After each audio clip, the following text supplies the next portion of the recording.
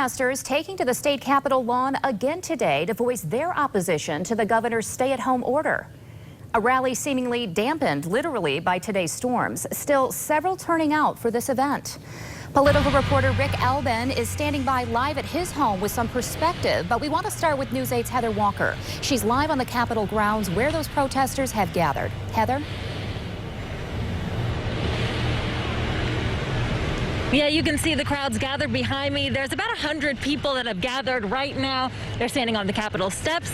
They're standing in the lawn of the Capitol.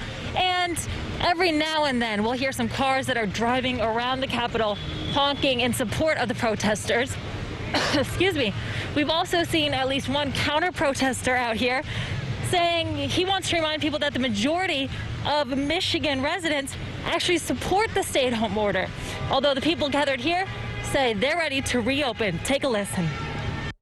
We're out here to protest our rights, and we need people to go back to work. We need our economy, and as far as all this virus is going, we're not saying the virus isn't real, but people are not getting sick like they are, and we hear of a lot of families who aren't getting their unemployment, who are out of work and just struggling. I mean, mentally and emotionally with all of this.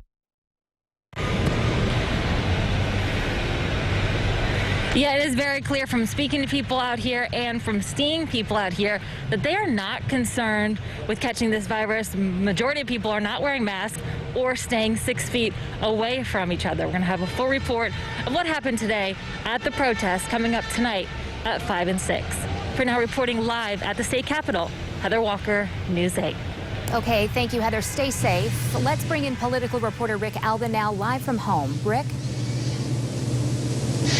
Yeah, when I take a look at this demonstration, there are a couple of things that strike me. The estimations from, I believe it was the state police, maybe it was from some of the Capitol security folks, but nonetheless, something like 200 to 400 people that they were expecting. I thought that was very low given the demonstrations we've seen in the past. But as you can tell, I'm sure the weather played a part in keeping the crowd reined in a little bit, if you will. But I think that the important thing to note today is that the legislature is not in session, and therefore the Capitol building is not open. So any of the protests or any of the rallying that's going to go on is going to happen right there on the Capitol steps.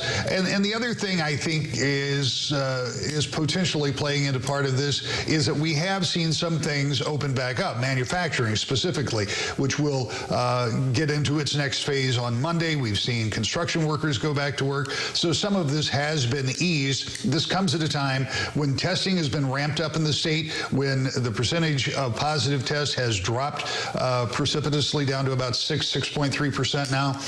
And there are still concerns by a lot of people, and rightfully so, about wanting to go back to work or wondering how they're going to save their small business, or is their job going to be there for them.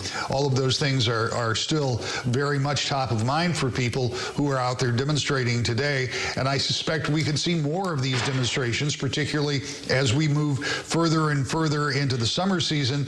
And the longer it goes on, I think people are going to be more and more concerned about all of those things I just listed. But as for today, it seems to be a relatively small group of people who have gathered there. And again, I would think the weather is playing a considerable part in that, Emily.